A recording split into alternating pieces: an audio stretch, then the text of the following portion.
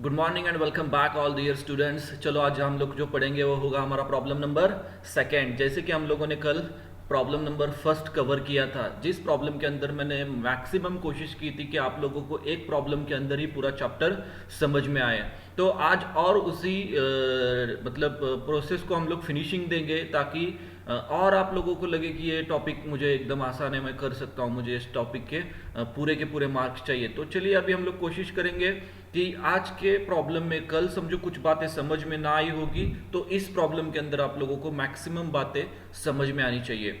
तो अभी हम लोग पढ़ेंगे, लेकिन उससे पहले जैसे कि हम लोग पढ़ने से पहले 5, 10, 15 मिनट हम लोग प्रॉब्लम के ऊपर डिस्कशन करते हैं। एक बार प्रॉब्लम हम लोगों ने पढ़ लिया तो हमें सॉल्यूशन के लिए ज़्यादा समय बिल्कुल भी नहीं लगता है। तो जैसे कि हमारी मेथड कौन सी है अभी, लॉस ऑफ स्टॉक, और आने वाले दिनों में हमारी सेकेंड मेथड कौन सी होगी, लॉस ऑफ प्रॉफिट।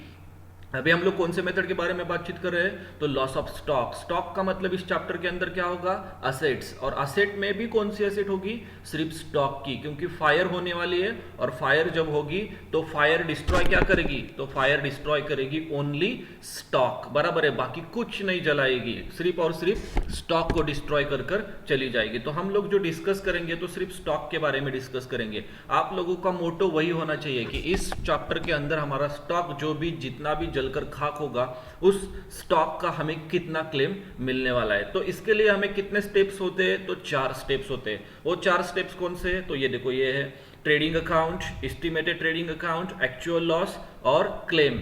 4 स्टेप में से ट्रेडिंग अकाउंट मतलब कौन सा अकाउंट, लास्ट ईयर का अकाउंट। ट्रेडिंग अकाउंट मतलब कौन सा अकाउंट, लास्ट ईयर का अकाउंट। एस्टिमेटेड ट्रेडिंग अकाउंट मतलब करंट ईयर का अकाउंट। एस्टिमेटेड ट्रेडिंग अकाउंट मतलब कौन सा, करंट ईयर का ट्रेडिंग अकाउंट, बराबर है ना। उसके बाद एक्चुअल लॉस मतलब तो हमें उसमें से सेव्ड स्टॉक, जो फायर डिस्ट्रॉय होने के बाद जो लॉस होता है ना, वो स्टॉक हमें क्या करना है, वहां पे बचाना है, सेव करना है, उसको बोला जाएगा एक्चुअल लॉस और लॉस्ट बाय फायर। और इन सभी प्रोसेस में से जो हम लोग कैलकुलेट करते हैं उसे बोला जाता है क्लेम। तो ये 4 step, trading account, estimated trading account, actual loss and the final one is the claim, बराबर है। और प्रॉब्लम कैसा होता है दोस्तों, तो प्रॉब्लम के अंदर सिर्फ 3 बातें होती है, 2 स्टॉक, 2 परचेस और 2 sales. 2 stock, 2 purchase, 2 sales. 2 stock में से एक कौन सा, ओपनिंग, सेकंड कौन सा, क्लोजिंग। 2 परचेस में से एक purchase current year, second purchase last year. और सेल्स में भी एक सेल्स करंट ईयर और एक सेल्स लास्ट ईयर। तो बस इतना ढूंढना है। ये ढूंढने के बाद 1-2 एडजस्टमेंट्स होगी, एडजस्टमेंट पढ़ो, क्लेम कैलकुलेट करो और आगे बढ़ो। तो चलो अभी हम लोग प्रॉब्लम पढ़ेंगे। A fire occurred in the premises of the KKS and Company Limited। Company आज कौन सी दी है उन्होंने, तो KKS कंपनी के अंदर फायर डिस्ट्रॉय हुआ है। कब हुआ है, 15 जनवरी 2019 को फायर डिस्ट्रॉय हुआ है। डेट बहुत इंपॉर्टेंट है चैप्टर के अंदर, क्योंकि फायर डिस्ट्रॉय होने वाला ईयर है 15 जनवरी 2019, मतलब जनवरी मंथ में ये फायर इस कंपनी के अंदर डिस्ट्रॉय हुआ है। और ये सभी इंफॉर्मेशन के बेस पे हमें जो कैलकुलेट करना है वो कैलकुलेट करना है लॉस ऑफ स्टॉक। तो ये 3 टाइटल्स ऊपर के अंदर 3 बातें इंपॉर्टेंट है। कंपनी का नाम KKS company limited, second one is the date of the fire and third one is the method, loss of stock. तो अभी प्रॉब्लम के अंदर हमें सिर्फ ढूंढना है ओपनिंग कौन सा, क्लोजिंग कौन सा, करंट ईयर का परचेस कौन सा, लास्ट ईयर का परचेस कौन सा, करंट ईयर का सेल्स कौन सा, लास्ट ईयर का सेल्स कौन सा। तो चलिए अभी ढूंढेंगे हम लोग। देखो, स्टॉक ऑन 1/4/2017, जहां पे 141 दिखा कि समझ में लेना है कि वहां पे वो स्टॉक हो जाएगा हमारा ओपनिंग स्टॉक। वो स्टॉक कौन सा होगा हमारा, ओपनिंग। और ऑटोमेटिकली यहाँ पे देखो आप लोग 31 मार्च 2018 मतलब ये स्टॉक हो गया हमारा क्लोजिंग। एट ए टाइम आप लोगों को ओपनिंग और क्लोजिंग स्टॉक क्या करना है, फाइंड आउट करना है। तो हो गया ओपनिंग और हो गया क्लोजिंग फाइंड आउट। ओके, अभी उसके बाद देखो फायर डिस्ट्रॉय हो गया 15 जनवरी 2019, मतलब अभी ये ढूंढना है कि ईयर कैलेंडर है क्या फिनेंशियल ईयर है। तो ये कहाँ से पता चलेगा, तो देखो ये परचेस वाली जो डेट होती है ना, परचेस के सामने जो ये डेट होती है, परचेस आप लोगों ने यहाँ पे देखा होगा, तो ये जो डेट होती है इस डेट के ऊपर आप लोगों को पता चलेगा कि इस साल का एकेडमिक ईयर कब स्टार्ट हुआ था। तो यहाँ पे लिखा है उन्होंने 1/4/2018, मतलब 1 अप्रैल 2018 से लेकर 14/1/2019, मतलब 14-15 तारीख तक हमारा ये परचेस है। तो हमारा पिछला साल जो क्लोज हुआ था वो क्लोज हुआ था 31 मार्च 2018, बराबर है, 31 मार्च 2018। और नया साल कब चालू हुआ था, 1 अप्रैल 2018। तो 31 मार्च 2018 की इंफॉर्मेशन चली जाएगी ट्रेडिंग अकाउंट, और 1 अप्रैल 2018 से लेकर 14-15 जनवरी 2019 की इंफॉर्मेशन चली जाएगी करंट ईयर। तो ये हो गया मतलब यहाँ पे क्लियर। तो यहाँ पे जो परचेस दिया है सेकेंड नंबर वाला, ये परचेस कौन सा होगा, तो ये परचेस होगा लास्ट ईयर का। यहाँ पे हम लोग लिखेंगे ब्रैकेट के अंदर लास्ट ईयर। ये परचेस भी मिल गया हमें, तो ये लास्ट ईयर का है, तो सेम डेट सेल्स के सामने है, तो सेल्स भी हो गया लास्ट ईयर का, तो ये भी हम लोगों ने यहाँ पे लिखा लास्ट ईयर। अभी क्लोजिंग स्टॉक तो हमें पता चल गया, ओपनिंग हो गया, परचेस हो गया, सेल्स हो गया, स्टॉक हो गया, 4 बातें हो चुकी है। अभी ये परचेस कौन सा है, ये परचेस करंट ईयर का, तो ये यहाँ हम लोगों ने आइडेंटिफाई किया है बराबर करंट ईयर का, और ये सेल्स भी परचेस की ही डेट एज इट इज है, तो ये भी हो गया हमारा करंट ईयर का। ओके, तो इसके अंदर धीरे धीरे करके जब आप 2-3-4 प्रॉब्लम हो गए तो आप लोगों को ये 5 मिनट भी नहीं लगेंगे आइडेंटिफाई करने के लिए। तो हो गया 2 स्टॉक, 2 परचेस, 2 सेल्स। अभी पढ़ेंगे हम लोग एडजस्टमेंट। एडजस्टमेंट के अंदर कुछ ना कुछ हर दिन थोड़ा मॉडिफाई होगा। तो देखो अभी एडजस्टमेंट के अंदर the stocks were always valued at 90% of the cost. First इसके अंदर ही उसने क्या किया है, गूगली दिया है कि वो जो स्टॉक है ना, ओपनिंग और क्लोजिंग। स्टॉक्स का मतलब क्या, ओपनिंग क्लोजिंग। स्टॉक्स का मतलब क्या, ब्रैकेट के अंदर लिखे क्या, और ताकि आप लोगों को डिटेल में समझ में आए। स्टॉक्स मतलब opening and closing. Opening and closing stocks where always valued at 90% of the cost. मतलब हर बार एक मोटो रखना है कि हर बार एक फॉर्मूला इस्तेमाल करना है। स्टॉक चाहे एक्सेस हो या चाहे बिलो हो, मतलब मोर देन 100 हो या लेस देन 100 हो, तो हमें कांस्टेंट 100 पे लाना है। मतलब अंडर वैल्यूड, ओवर वैल्यूड, इस टाइप के प्रॉब्लम आएंगे, तो ये अंडर वैल्यूड टाइप वाला प्रॉब्लम है। तो स्टॉक की जो वैल्यू है ना, उन्होंने 90% दी है, तो उसे हमें 100 में कन्वर्ट करना होगा। कौन से 2 स्टॉक, ये जो ओपनिंग वाला स्टॉक है ना 30,600 एंड ये 27,000, ये 2 जो स्टॉक दिए ना उन्होंने, तो ये स्टॉक उन्होंने दिए 90%। मतलब ये हमें क्या करना है, ये 100 पे लेकर आना है। तो ये यहाँ पे हम लोग और ब्रैकेट में लिखेंगे, यहाँ पे 90% ये स्टॉक दिया है, हमें ये क्या करना है, तो लेकर आना है 100% में। यहाँ पे भी ये 90%, तो 90% वाला स्टॉक आप लोगों को 100 में लाना है। यही फीचर है इस प्रॉब्लम का, बाकी तो एज इट इज है। द स्टॉक सैल्वेज्ड मतलब फायर से डिस्ट्रॉय होते हुए बचाया हुआ स्टॉक, उसको सैल्वेज्ड या सेव्ड स्टॉक बोला जाता है। वो है 18,000 रुपीज, 18,000 रुपये। उसके बाद अमाउंट ऑफ पॉलिसी दी है उन्होंने 63,000 रुपीज। अमाउंट ऑफ पॉलिसी भी कुछ खास है नहीं, 63,000 कल भी सेंटेंस आया था, आज भी आया है। और there was an average clause in the policy, average clause उन्होंने अप्लाई किया है। और ये प्रॉब्लम देखो शिवाजी यूनिवर्सिटी में 2019 में आया था, और अपना एटोनॉमस कॉलेज के क्वेश्चन पेपर में भी 2018 में आया था। लगभग 2 बार एग्जामिनेशन का एक क्वेश्चन पेपर है। तो ये यहाँ पे प्रॉब्लम खत्म होता है। चलो अभी एक बार मुझे बोलो फीचर क्या है प्रॉब्लम का। सर फीचर हमें समझ में आया है अभी। इस प्रॉब्लम के अंदर हमारे ओपनिंग और क्लोजिंग स्टॉक उन्होंने 90% दिए है, जो कि हमें कहां पर लेकर आना है, 100% पर लेकर आना है। उसके बाद सैल्वेज्ड स्टॉक हमारा 18,000 रुपीज है, और हमारी अमाउंट ऑफ पॉलिसी 63,000 रुपीज है। तो ये कुछ भी नहीं है, हम लोग आसानी से सर अभी कैलकुलेशन करेंगे। चलो अभी जाएंगे हमारे सोल्यूशन की तरफ।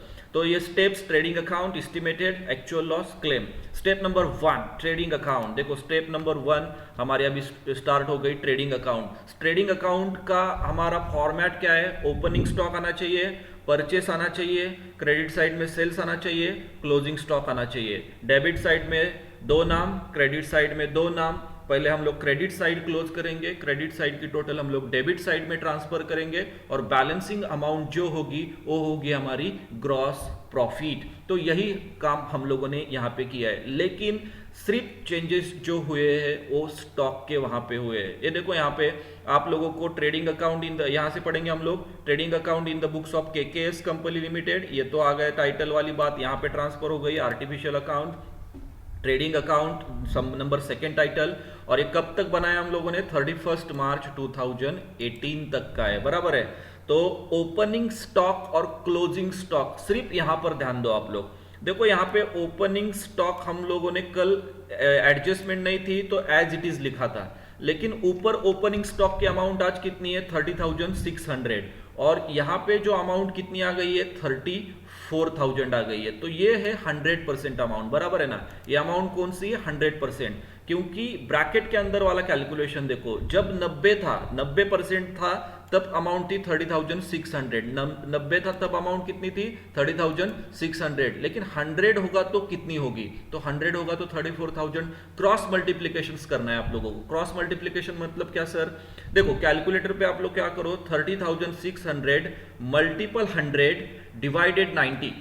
अगर ये करोगे ना आप लोग, तो आप लोगों को आंसर आएगा 30%। मतलब 90% थे तब थे 36,600, और जब 100 होगा तो कितना होगा? तो मैक्सिमम बढ़ेगा ही, तो 34,000 आप लोगों का आंसर वहां पे आएगा। वैसे ही जैसे ओपनिंग स्टॉक आप लोगों ने कैलकुलेट किया है, वैसे ही आप लोगों को क्लोजिंग स्टॉक भी कैलकुलेट करना है। क्लोजिंग स्टॉक का देखो 90% था तब 27,000 था, तो 100 को कितना होगा? तो 30,000 रुपीज 100 के लिए अमाउंट आएगी। तो ये रिवाइज्ड अमाउंट बन गए आप लोगों के, ओपनिंग और क्लोजिंग के क्या हो गए? Revised amount.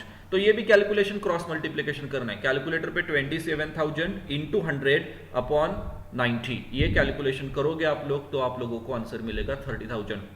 और ये 34,000 ओपनिंग स्टॉक, 30,000 क्लोजिंग स्टॉक, ये अगर आप लोगों ने बराबर कैलकुलेट किया तो ये प्रॉब्लम यहीं पे खत्म हो जाएगा। बाकी फीचर है ही नहीं, बाकी फॉर्मेलिटी बोलकर हम लोगों ने देखो यहाँ पे परचेस लिखा है 1,22,000।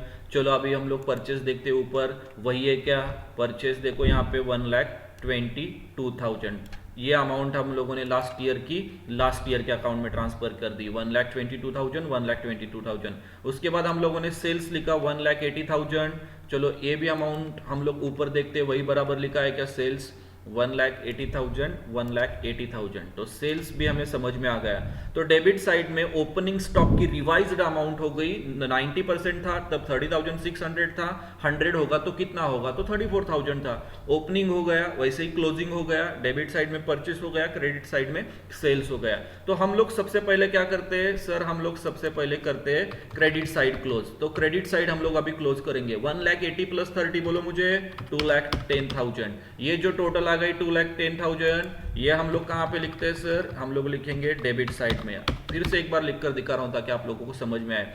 तो 2,10,000, 2,10,000, ये 2,10,000 में से आप लोगों को क्या करना है? ओपनिंग स्टॉक के 34 माइनस करना है, परचेस के 122 माइनस करना है। ये कैलकुलेट करोगे तो आएगा 54,000। तो बैलेंसिंग फिगर, बैलेंसिंग अमाउंट बन गई 54,000। लेकिन हमारा मोटो क्या है? भूलना नहीं है, मोटो है हमारा ग्रॉस प्रॉफिट ढूंढना नहीं, तो जीपी का परसेंटेज ढूंढना। सर हम लोग ढूंढ सकते हैं क्या? बिल्कुल ढूंढ सकते हैं, आसान है एकदम। चलो अभी फॉर्मूला लगाएंगे, GP upon sales into 100। Formula तो याद आएगा, सिंपल। जो टाइटल है उसे ऊपर ले लो, सेल्स नीचे ले लो, मल्टीपल 100 करना है, बस आएगा answer. GP upon sales into 100। तो देखो जीपी कितना था? 54,000। तो ये 54,000 हमारा जीपी आ गया, बराबर है सेल्स कितना है? 1,80,000। तो सेल्स आ गया 1,80,000। 54,000 अपॉन 1,80,000 इंटू 100 करोगे तो आपका आंसर आएगा 30%। और 30 आ गया, मतलब यहां पे हमारी स्टेप नंबर 1 इज ओवर। कितना सिंपल है, बस ओपनिंग ले लो, परचेस ले लो, क्रेडिट साइड में सेल्स, क्लोजिंग स्टॉक, क्रेडिट की टोटल बना लो, डेबिट में लिख लो, जो अमाउंट बैलेंसिंग आएगी उसको बोला जाएगा ग्रॉस प्रॉफिट, और automatically you will get your gross profit percentage 30%। चले हम लोग अभी step number second. Okay, step number second का टाइटल क्या होता है? एस्टिमेटेड ट्रेडिंग अकाउंट, मतलब ही memorandum of trading account. Estimated मतलब रफ अकाउंट। यहाँ पे अकाउंटेंसी के रूल हम लोग फॉलो अप नहीं करेंगे, क्योंकि अकाउंटिंग की प्रोसेस होती है वाउचर, जर्नल, लेजर, फिर ट्रायल बैलेंस, उसके बाद फिनेंशियल स्टेटमेंट। लेकिन फायर तो बीच में डिस्ट्रॉय हो गई तो पूरा रिकॉर्ड जलकर खाक हो गया है, तो रिकॉर्ड जलकर खाक होगा तो पिछली प्रोसेस कुछ भी नहीं आएगी। इसीलिए बोला जाएगा यहाँ पे memorandum trading account, rough trading account, working account, working note, ये सभी बातें यहाँ पर आ सकती है। तो यहाँ पे हम लोग टू लिख सकते हैं, ना भी लिखा तो भी चलेगा, आप आपके हिसाब से अकाउंट बना सकते हैं। जहां पे अकाउंटिंग नहीं होता, ये स्टेटमेंट है, तो यहाँ पे आपको रूल्स फॉलो अप करने की जरूरत नहीं है, लेकिन आपको सिंपल जाए इसलिए ये स्टेटमेंट इस तरह से दिया गया है। तो टाइटल एस्टिमेटेड ट्रेडिंग अकाउंट मतलब मेमोरेंडम, ये स्टार्ट हो गया 1/4/2018 से लेकर 15/1/2019, मतलब up to the date of fire तक का स्टेटमेंट होता है। जब ट्रेडिंग अकाउंट ये वर्ड आएगा तो साथ में क्या लेकर आएगा? वही format, opening stock, purchase, credit side में सेल्स, फिर क्लोजिंग स्टॉक हम लोग यहाँ पे निकालते हैं, बराबर है ना, क्लोजिंग स्टॉक हम लोग यहाँ पे निकालते हैं। तो ये ओपनिंग, परचेस, जीपी, ये तीन बातें आप लोगों को डेबिट साइड में निकालनी होती है यहाँ पे। फिर उसके बाद यहाँ पे आप लोगों को पहले डेबिट साइड क्लोज करनी होती है, फिर आप लोगों को क्रेडिट साइड क्लोज करनी होती है। तो अभी हम लोग देखेंगे, चलो ओपनिंग स्टॉक, बराबर है, ये ओपनिंग स्टॉक कहां से आया सर, लास्ट ईयर का क्लोजिंग, करंट ईयर का ओपनिंग। ये देखो, ये लास्ट ईयर का जो क्लोजिंग था ना, लास्ट ईयर का क्लोजिंग, ये लास्ट ईयर का क्लोजिंग, करंट ईयर का ओपनिंग। तो ये तो हमें कल भी बोला था, आज भी बोला है, समझ में आया। तो लास्ट ईयर का क्लोजिंग, करंट ईयर का ओपनिंग। उसके बाद ये परचेस 147 था, 1,47,000, ये तो हम लोगों ने ट्रायल बैलेंस से लिया है। देखो यहाँ पे 1,47,000, ये परचेस 1,47,000, ये चले गए कहां पे, एस्टिमेटेड ट्रेडिंग अकाउंट 1,47,000 हो गया, ये 1,47,000, 1,47,000। अभी हमारा सबसे इंपॉर्टेंट काम, इस स्टेप के अंदर आप लोगों को जीपी कैलकुलेट करना आना चाहिए। तो देखो, ग्रॉस प्रॉफिट लिखा हम लोगों ने टाइटल, और 30% ऑन 1,50,000, ये 1,50,000 कहां से आ गए, चलो 2 मिनट सोचो। तो 1,50,000 आ गए sales, on sales, 30% on sales. Sales credit side में दिया है, देखो 1,50,000, ये क्रेडिट साइड में 1,50,000। तो 30% ऑन 1,50,000 कैलकुलेट करोगे तो आपको मिलेगा 45,000। और 45,000 जैसे ही आंसर आएगा तो आप लोगों को डेबिट साइड क्लोज करनी है। तो डेबिट साइड की टोटल 30% प्लस 1,47,000 प्लस 45,000, इन तीनों का टोटल का सम बनेगा 2,22,000। जैसे ही डेबिट साइड की टोटल आएगी, आप लोगों को क्रेडिट साइड में जाके लिखना है 2,22,000, और 2,22,000 लिखोगे तो 2,20,000 माइनस 1,50,000 आपको सेल्स माइनस करना है, और जो रिमेनिंग बैलेंस आएगा 72,000, वो होगा आपका क्लोजिंग स्टॉक या stock on the date of fire.